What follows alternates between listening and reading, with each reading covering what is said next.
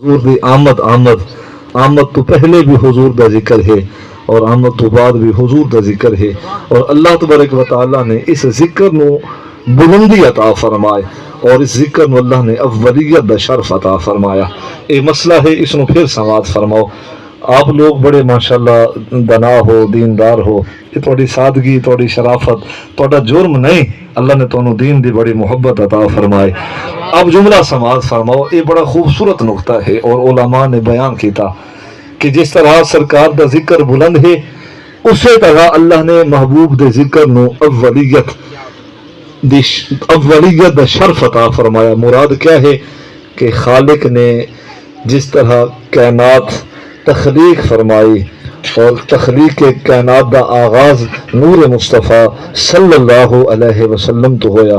جس طرح اللہ تبارک و تعالی نے تمام انبیاء علیہ السلام تو عالم ارواح دے اندر نبی کریم صلی اللہ علیہ وسلم دی نبوت اور رسالت دا آغاز کر کے انبیاء علیہ السلام نو نبوت اور رسالت عطا فرمائے۔ ایویں علماء نے مسئلہ بیان فرمایا کہ جی میں ہر چیز دے اندر اللہ نے ذات مصطفیٰ نو اولیت دا شرف عطا فرمایا ہے، ایویں اللہ نے محبوب دے ذکر نو بھی اولیت دا شرف عطا فرمایا ہے۔ اس نو ہوں سمجھنا ہے ایک جملے دے اندر، یعنی کہ دیکھو اتنی محنت والا جملہ اور سمندر نو ایک کوزے دے اندر بند کرنا بڑا مشکل کام ہے کہ اولیت دا شرف اللہ نے کس طرح عطا فرمایا۔ ذکر دے اندر حضور اول کیویں ہیں؟ آدم نبی پہلے آئے تو جڑا پہلے آیا دستور اے ہے کہ ان کا ذکر پہلے ہو، جناب نوح نبی پہلے آئے، دستور دنیا اے ہے کہ جو پہلے آندا ہے اس کا ذکر پہلے ہوندا ہے۔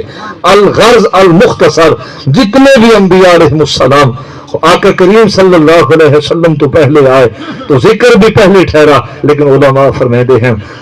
کہ کن فیکون تو بھی پہلے، جب خالق نے کائنات بناون دا ارادہ بھی کوئی نہیں کیتا، اللہ نے اپنی بارگاہ دے اندر جس ذکر نے اپنے عرش دے اوپر رقم فرمایا ہے لا الہ الا اللہ محمد رسول اللہ، اللہ نے سب تو پہلے اپنے ذکر دے نال محمد دی رسالت کا ذکر فرمایا ہے۔ اللہ نے اپنے ذکر دے نال محمد دی رسالت کا ذکر فرمایا، اور حضور نے ارشاد فرمایا کہ رب دے عرش دی تختی دے اوپر میری رسالت اور میری نبوت دا تذکرہ ہے اور لکھا جا چکا ہے۔ اس پاک نبی دے عظمت دے کیا کہنے کہ جس دی نبوت اور رسالت دے تذکرے رب دے عرش دے اوپر بھی ہوں اور رب دے فرش دے اوپر بھی ہوں۔ حضور دا ذکر جہاں بھر دے اندر ہے، تھل دے لوگو اساں کوئی نہ ہاسے اس وقت بھی حضور دا ذکر ہاں، اساں کوئی نہ ہو سو وقت بھی حضور دا ذکر رہ ویسی۔ اور قرآن بدیگر صحیفے انبیاء علیہ السلام اور اللہ دے فرشتے ہر ایک مخلوق اور ہر ایک تحریر و تقریر دے اندر میرے پاک نبی دا ذکر موجود ہے۔ ڈٹھے ورک قرآن دے پھول سارے، تیری شان جیاں نہ کوئی ہور ڈٹھا، تیری شان دا کرے مقابلہ جیڑا انہوں عاشقیں اصلی چور ڈٹھا، کوئی نور آکھے کوئی بشر آکھے پہندے رات دنے یا شور ڈٹھا، اللہ والیاں گل مکا چھوڑی تساں ہور ڈٹھا اساں ہور ڈٹھا۔ دل تا چاہندا ہے کہ گفتگو ہو، ماشاءاللہ بڑا بذوق مجمع،